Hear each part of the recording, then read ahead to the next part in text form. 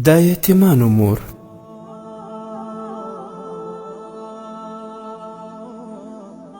عبدالله ابن مبارک رحمه الله یو ډیر صالح سړی تیر شوی دی. هغه د حج اراده وکړه. ماخوستن له کوره ووتی چې د دوستانو او قریبانو څخه د خدای پاماني واخلي او حج ته روان شي. هغه په لار کې یوه ښځه تر سترګو شوه چې په کثافتدانۍ یعنې کچردانۍ کې ګرځېدل. ښځې په کچردانۍ کې مړه شوې چرګه پیدا کړه. هغه یې راواخیستل، تر بغل لاندې یې پټه کړه او روانه شوه. عبدالله ابن مبارک رحمه الله په ښځې پسې غږ وکړی چې ای د الله مینځي، تا دلته څه کول؟ ښځې ورته وویل ای د الله بنده، مخلوق او خپل خالق سره پرېږده، د الله په کارونو کار مه لره. عبدالله ابن مبارک رحمه الله ښځې ته بیا وویل چې تا ته د الله قسم در کوم، تا دلته څه کول؟ ښځې ورته وویل چې قسم دې راکړئ درته وبه وایم. د ښځې له سترګو اوښکې راوبهېدلې او ورته یې وویل چې زه یو غریبه کونډه یم، 4 لوڼې لرم چې د هغو پلار مړ دی. کومې پیسې چې هغه راپاته کړې وې هغه تمامې شوې. خلکو ته مې خواستونه وکړه چې خواخوږي او مرسته راسره وکړي، خو چا نه رحم او نه اهمیت راکړی. اوس له ډېرې مجبورۍ راووتلم چې د لوڼو لپاره د خوراک څه وموندم، ځکه چې لوڼو مې دا څو شپې څه شی نه دی خوړلی. هغه الله جل جلاله ما ته دا مړه چرګه را په نصیب کړه. اوس ته په هغه راسره جنجال کوي. کله چې عبدالله ابن مبارک رحمه الله د ښځې خبرې واورېدې په ژړا شو. ښځې ته یې په خیرات کې هغه خپل د حج را جمع کړي پیسې ټولې ورکړې.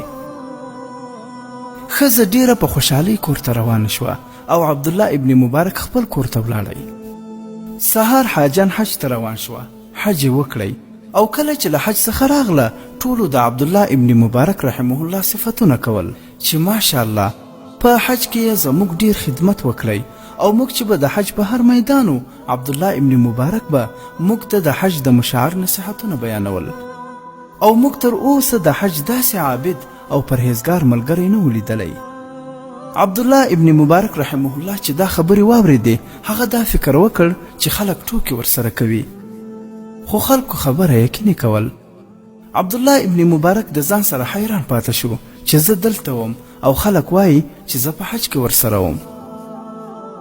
کله چې هغه د شپې په دغه حیرت کې بیده شو هغه خوب ولیدی چې د یو نوراني مخ سړی ورته راغلی او هغه ته یې سلام واچوی او ورته یې وویل ای عبدالله ته ما پیژنې؟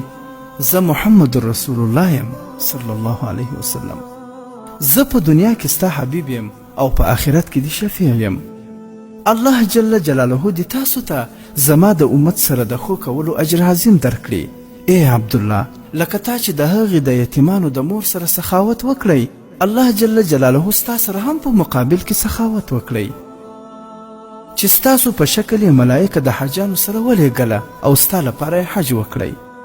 او لکه تا چې د هغو یتیمانو پرده وکړه الله جل جلاله هم ستا پرده وکړه او الله جل جلاله ټولو حاجانو ته د یوه حج ثواب ورکړی، خو تا ته یې د 80 حجونو ثواب درکړی.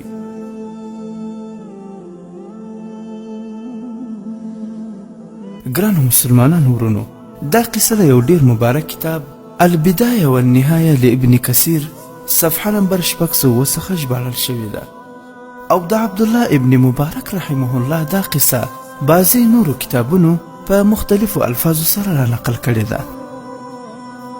ګرانو مسلمانانو ورونو، تاسې واورېدل چې عبدالله ابن مبارک رحمه الله خپل د حج پیسې د یتیمانو مور ته ورکړې. الله پاک د ده په شکل ملایکه پیدا کړه چې د ده لپاره حج وکړي. او بله خبره ده چې نبی علیه السلام مبارک زیری ورکړی چې الله پاک نورو حاجانو ته د یوه حج او تا ته د 80 حجونو ثواب درکړی. ګرانو ورونو، د روژې مبارکه میاشت ده. دلته ډېرې بېوسې میندې او خویندې شته چې د خپل اولادونو لپاره د یوې ګولې ډوډۍ پیدا کولو وس نه لري.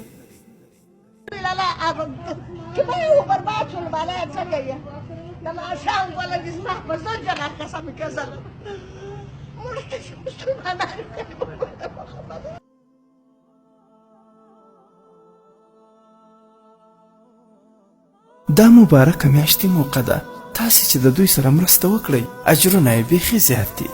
د نبي علیه الصلاة والسلام حدیث شریف دی چې فقرا وپیژنئ او عزت یې وکړئ، له هغو سره دولت دی. پوښتنه وشوه یا رسول الله له هغو سره کوم دولت دی؟ رسول الله صلی الله علیه وسلم وفرمایل کله چې د قیامت ورځ راشي نو الله جل جلاله هغو ته فرمایي چا چې پر تاسو خوراک څښاک کړی او جامې یې درته اخیستې دي د هغو لاس ونیسئ او جنت کې یې داخل کړئ. کتاب مکاشفة القلوب، صفحه نمبر 198.